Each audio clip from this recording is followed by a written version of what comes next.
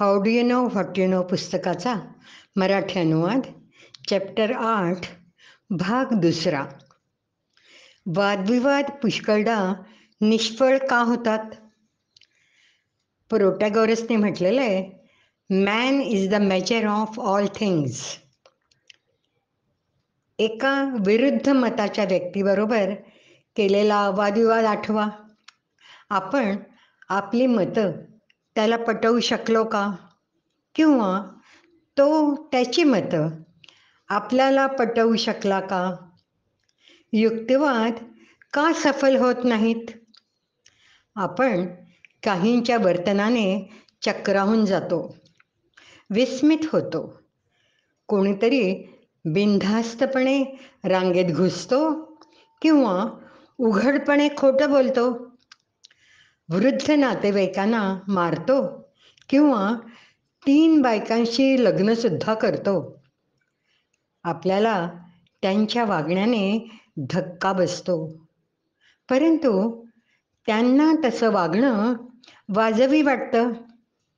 एकाला योग्य वाटतं ते दुसऱ्याला अयोग्य का वाटतं?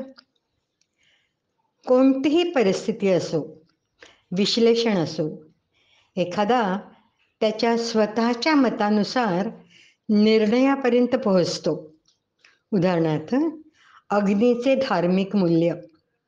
हिंदू आणि पारसी दोघंही अग्नीला पवित्र मानतात.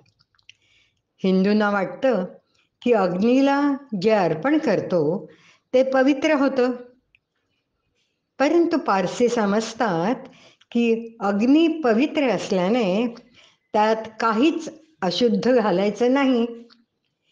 एकच संकल्पना, परंतु मतांमध्ये फरक.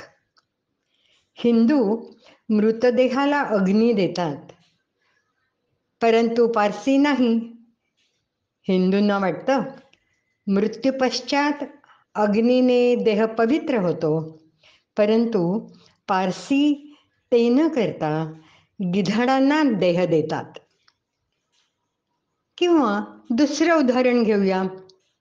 जग सारखं बदलत असतं, काहीही स्थिर नाही. या वस्तुस्थितीला धरून काही निष्कर्ष काढतात. आहोत तोपर्यंत खा, प्या, मजा करा. दुसरे म्हणतात देवच फक्त अमर आहे, त्याची उपासना करा. एकाच वस्तुस्थितीवरनं एक जण देहाची पूजा करतो आणि दुसरा देवपूजा. इस्रायल्स आणि पॅलेस्टियन्स यांच्यात कधी सहमत होईल? नास्तिक आणि आस्तिक यांच्यात एकमत होईल? काश्मीरचा प्रश्न कधी सुटेल का? मानवजातीला मान्य होईल की मानवाने फलाहारी किंवा शाकाहारी किंवा मांसाहारी किंवा नरभक्षक असायला हवं? नील बोहर आणि आइन्स्टाईन यांची विरुद्धता सदैव आहे का? सगळे वस्तूंकडे एकाच दृष्टिकोनातनं बघतील? हे तर अशक्य वाटतंय. मतभेद हे जन्मजात असणार, त्याचा स्वीकार करणं हा शांततेचा मार्ग. सापेक्ष शांततेत राहण्यासाठी जगा आणि जगू द्या हा मंत्र हवा. माझं मला कितीही बरोबर वाटलं तरी ते दुसऱ्याला चुकीचं वाटू शकेल. कॉन्स्पिरसी थिओरीज असणं हेच दर्शवतात. अपोलो मिशन खरंच झाली का? जी सगळ्या जगानं टीव्हीवर पाहिले, जी मानवतेसाठी गर्वाची गोष्ट, जो पुढच्या संशोधनाचा पाया आहे, त्याबाबतही काही जण म्हणतात हे घडलंच नाही आणि त्यांचे पुरावे दाखवतात. या इतक्या स्पष्ट दिसणाऱ्या गोष्टींवर सुद्धा वितर्क असतील तर ज्या गोष्टींचे व्यवस्थित पुरावे नाहीत त्यांची काय कथा? काय खरं आणि काय खोटं हे केवळ ठरवण्यासाठी आपण आपलं आयुष्य घालवू शकत नाही. केव्हा तरी निर्णयाप्रत यावं लागेल.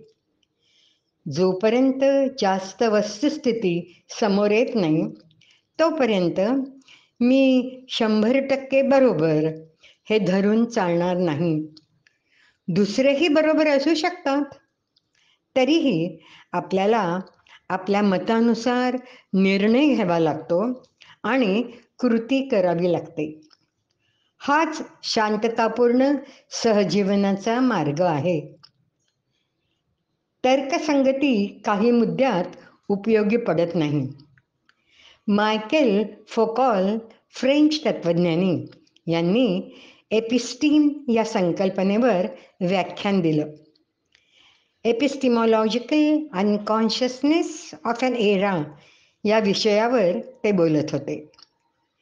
इतक्या मूलभूत गृहीत गोष्टी असतात ज्या माणसांना, संस्थांना, कार्यरत प्रणालींना सुद्धा अदृश्य असतात. मूलभूत गृहितांकडे लक्षच दिलं जात नाही. परंतु या गृहितातूनच मतं प्रगट होतात. भगवद्गीतेत म्हटलं आहे, ज्याला दिसतं त्याला दिसतं. शेवटी हा प्रत्येकाचा निर्णय असतो. त्याने वापरलेले मापदंड जटिल असतील, परंतु तो काहीतरी विचार करतो, विशिष्ट पद्धतीने आकलन करतो आणि त्यानंतर त्याच्याकडे कितीही कारणमीमांसा केली तरी त्याचा विचार बदलणार नाही.